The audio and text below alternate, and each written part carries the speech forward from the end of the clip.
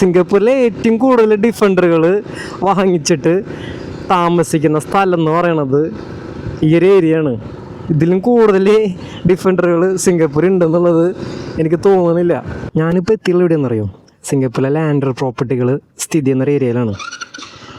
Singapore 95% ആളുകൾ താമസിക്കുന്നത് ഫ്ലാറ്റുകളിലാണ്.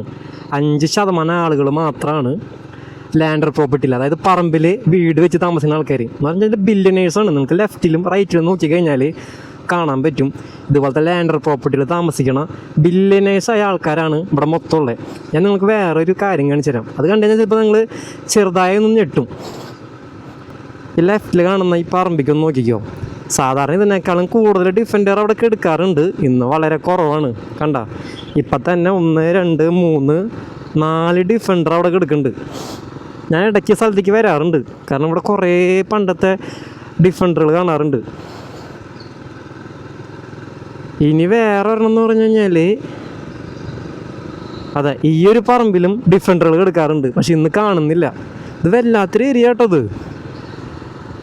അതിൽ കാശ് എന്താ പറയുക, അത്രയ്ക്കുള്ള ആളുകളാണ് ഇങ്ങനത്തെ ഏരിയകളിൽ സിംഗപ്പൂർ താമസിക്കുക.